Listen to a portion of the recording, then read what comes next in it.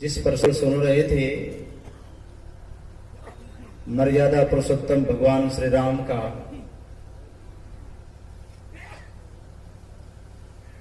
यह उपदेश भगवान श्री राम के राजत्व काल का यह उपदेश था। उस समय से लेकर के अब तक जितने भी राजा हुए, ये उपदेश कोई भी राजा ने ऐसा उपदेश नहीं किया।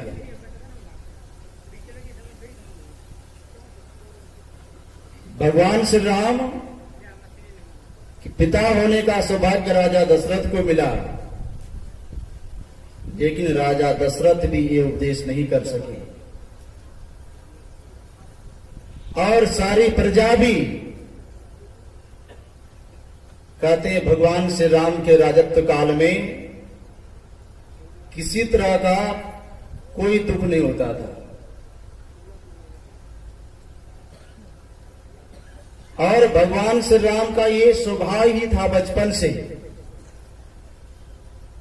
कहते हैं जब भगवान छोटी उम्र के थे, बाल्यावस्था में थे, राजा दशरथ ने इतना राम को अधिकार दिया हुआ था कि तुम किसी को भी राजकोष से धन लेकर के किसी का सेवा कर सकता है। भगवान श्री राम क्या करते थे आप लोग को पता है। प्रातः काल उठ के रघुनाथा मात पिता गुरु नवावही माता, ये सारा नित्य क्रिया करके भगवान श्री राम नगर घूमते थे और देखते थे किसके घर में चूल्हा जल रहा है या नहीं जल रहा है, कौन बीमार है कौन नहीं है, लोगों का हाल समाचार जानते थे। जिसको भी जिस तरह का अभाव होता था, कमी होता था, भगवान ने उसको पूरा करते थे। जिसके चलते भगवान श्री राम इतने प्रिय हो गए कि राजा दशरथ ने जब घोषणा किया कि कल राम का राज्याभिषेक होगा, सभी नगरवासी भगवान से सब कोई पूजा अर्चना करने लगे कि कल कब होगा, कब होगा। लेकिन ऊंच निवास नीच करतोती, देख न सके पराई विभूति।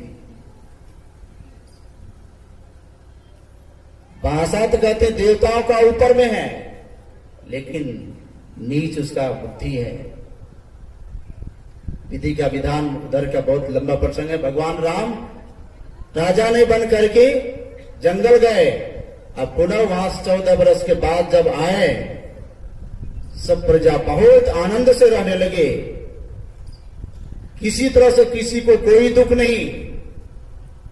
भगवान ने सोचा हम तो जब तक हैं तब तक तो सारी प्रजा सुखी है, लेकिन एक दिन हम भी नहीं रहेंगे। क्यों ना ऐसा उपदेश, ऐसा ज्ञान सिखाया जाए। इसलिए भगवान श्री कृष्ण ने कहा द्रव्यमय जग से ज्ञानमय जग सबसे श्रेष्ठ है। भगवान ने ऐसा उपदेश बताया, ये नहीं कि बहुत चीज दे दिया। कहा भगवान ने इस शरीर के अंदर में सब तरह का व्यवस्था है, साधन धाम मोक्ष के द्वारा सब तरह की व्यवस्था है। इसलिए कहते हैं इस शरीर पा करके सिर्फ यहीं का व्यवस्था नहीं कीजिए, यहां की बात की व्यवस्था करने का साधन सुविधा एकमात्र इसी शरीर में है। आप जहां की व्यवस्था कर सकते हैं, नरक में जाने के लिए वहां की भी व्यवस्था कर सकते हैं, स्वर्ग में जाने के लिए वहां की भी व्यवस्था कर सकते हैं, और स्वर्ग की से उससे भी ऊपर जिसको मोक्ष कहते हैं, वहां की भी व्यवस्था आप इसी शरीर से कर सकते हैं।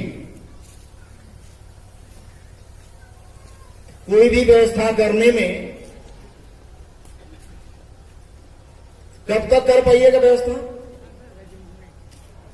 हाथ में जब लाठी आ जाएगा, कमर झुक जाएगा, उसमें कोई व्यवस्था कर पाएंगे? ना संसार का ना परमार्थ का कोई भी व्यवस्था नहीं कर पाएंगे।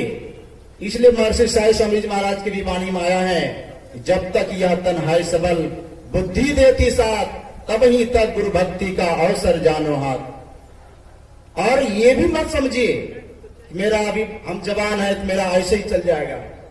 बाबा कहते हैं ये मत जानो रे मना कि ऐसे सब दिन जाए, जन्म मरण दुख याद करी, साही भक्ति कमाए। जब तक आपकी भगवान की कृपा से आपका शरीर स्वस्थ है, आपकी बुद्धि सही है, तभी तक आप उस पार की व्यवस्था, अणि मोक्ष का व्यवस्था कर लीजिए। नहीं तो कबीर साहब कहते हैं अबहु मिलासो तबो मिलेगा, नहीं तो जमपुर वासा साधु भाई जीवत ही करो आशा। अभी व्यवस्था कर लेंगे तो आने वाले बाद में भी आपका व्यवस्था, आपकी पूजा होगी। देखते हैं अभी आज कुछ बात के कर हम लोग के हाथों से बगल में समाधि देख रहे हैं। अपने जीवन काल में यहां की व्यवस्था कर लिए और आज देखिए जमीन दान देकर के पूज्यपाद की इतनी सारी महात्मा, इतने सारे भक्त यहां के भी व्यवस्था कर ली और वहां के भी व्यवस्था कर ली। इसी शरीर में, जवानी में ही, बुढ़ापा में नहीं। इसलिए समय के रहते हम आपको सारा काम कर लेना है। तो यही आप लोगों की सेवा में थोड़ा सुनाया। श्री सद्गुरु महाराज की जय। बोलिए प्रेम से श्री सद्गुरु